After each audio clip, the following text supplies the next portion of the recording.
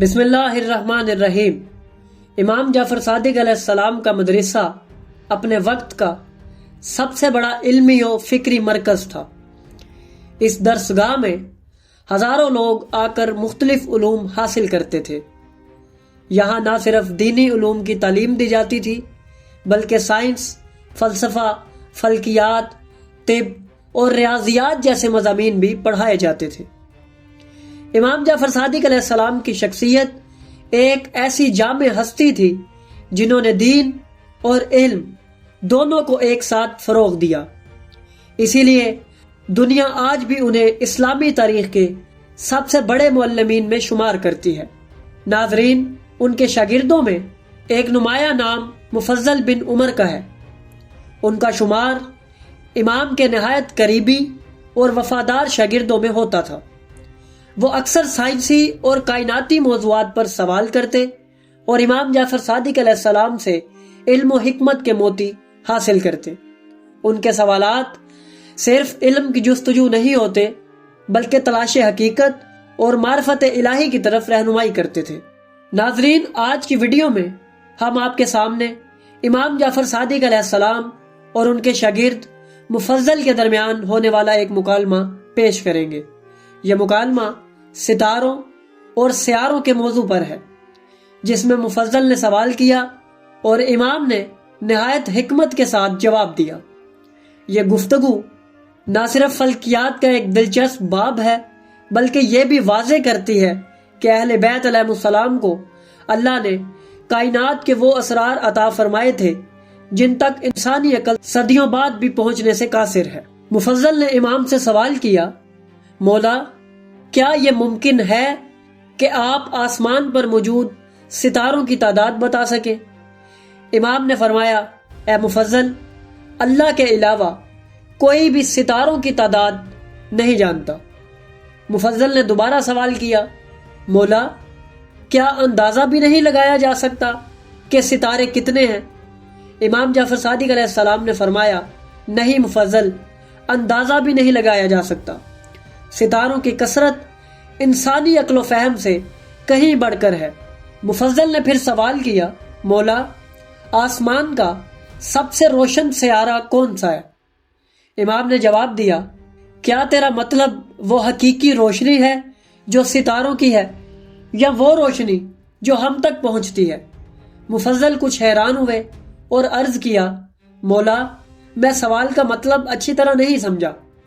امام نے مسکراتے ہوئے فرمایا، دیکھو مفضل، ہمیں بعض سیارے ستاروں سے زیادہ روشن دکھائی دیتے ہیں کیونکہ وہ ہم سے قریب ہیں، مگر حقیقت یہ ہے کہ ستاروں کی روشنی ان سیاروں سے کہیں زیادہ ہے۔ مفضل نے پھر دریافت کیا، سیاروں میں سب سے زیادہ روشن سیارہ کون سا ہے؟ امام نے جواب دیا، سیاروں میں سب سے زیادہ روشن زہرہ ہے۔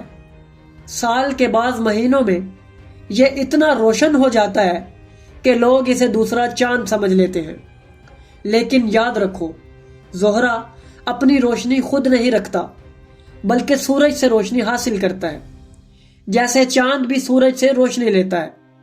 فرق یہ ہے کہ زہرہ کی زمین کو اللہ نے ایسے مادے سے بنایا ہے جو روشنی کو آئینے کی طرح پھیلاتا ہے، جبکہ چاند کی سطح میں یہ صلاحیت کم ہے۔ مفضل نے عرض کیا، زہرہ کے بعد سب سے زیادہ روشن سیارہ کون سا ہے؟ امام نے فرمایا، زہرہ کے بعد مشتری سب سے زیادہ روشن ہے، اور بعض لوگ غلطی سے اسے زہرہ سمجھ لیتے ہیں۔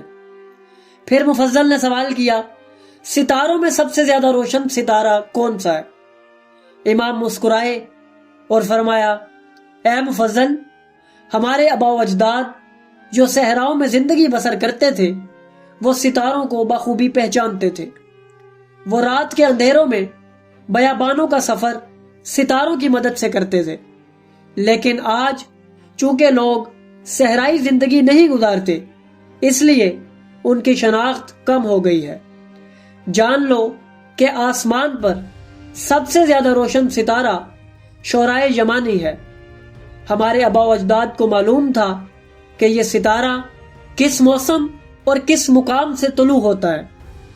پھر امام نے مزید فرمایا، مفضل، اگر تو چاہے تو میں تجھے ایک ایسی کتاب دے سکتا ہوں جس میں ستاروں کے نام، ان کی شکلیں اور آسمان پر ان کے مقامات درج ہیں۔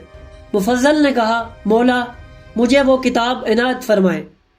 امام نے اپنے خادم کو بلایا اور خادم سے وہ کتاب لانے کو کہا۔ جب وہ کتاب لے آیا اور امام نے اطمینان کر لیا کہ یہ وہی کتاب ہے تو انہوں نے کتاب مفضل کے حوالے کر دی۔ امام جعفر صادق علیہ السلام نے مزید فرمایا، مفضل کیا تو نے غور نہیں کیا کہ ہر ستارہ اپنی روشنی رکھتا ہے؟ بعض ستارے ایسے ہیں جن کی روشنی سورج سے بھی زیادہ ہے۔ اس سے معلوم ہوتا ہے کہ ان کا حجم اور ان کا مادہ سورج سے کہیں زیادہ ہے، اور آسمان کے بعض ستارے حقیقت میں سورج سے کہیں بڑے ہیں، لیکن چونکہ وہ ہم سے بہت زیادہ فاصلے پر ہیں اس لیے ان کی روشنی ہمیں پوری طرح دکھائی نہیں دیتی۔ اگر سورج بھی اتنا ہی دور ہوتا تو ہمیں سورج بھی آسمان کا ایک معمولی ستارہ دکھائی دیتا۔ ناظرین، یہ مکالمہ سن کر مفضل حیران ہوئے اور ان کے دل میں یہ حقیقت مزید گہری ہو گئی کہ امام جعفر صادق علیہ السلام کا علم صرف الفاظ تک محدود نہیں بلکہ کائنات کے پوشیدہ رازوں پر بھی محیط ہے۔ یوں امام جعفر صادق علیہ السلام نے اپنے شاگرد کو یہ سچائی بتائی کہ کائنات کے تمام راز اللہ تعالیٰ نے اہل بیت علیہ السلام کو عطا کیے ہیں۔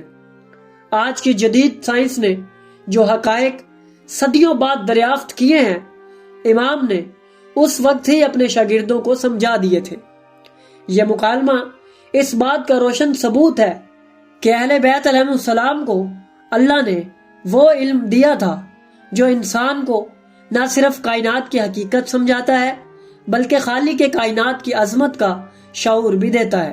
ناظرین، اہل بیت علیہ السلام نے اپنے ماننے والوں کو ہمیشہ اس حقیقت کی طرف متوجہ کیا کہ اللہ تعالیٰ کی نشانیوں پر غور کرنا اور کائنات کے رازوں کو سمجھنے کی کوشش کرنا یہ بھی ایک عبادت ہے۔ مفضل بن عمر اور دوسرے شاگردوں کی یہ سوال و جواب کی نشستیں آج ہمارے لیے مشعل راہ ہیں، جو ہمیں یہ سکھاتی ہیں کہ علم کی جستجو صرف کتابوں تک محدود نہیں بلکہ ایمان، عقل اور بصیرت کے ساتھ مل کر ہی مکمل ہوتی ہے۔ ہمارے اس چینل پر ہم اس سے پہلے بھی کئی بار ایسے ہی موضوعات پر ویڈیوز پیش کر چکے ہیں۔ آپ ہمارے چینل پر وہ ویڈیوز ملاحظہ کر سکتے ہیں۔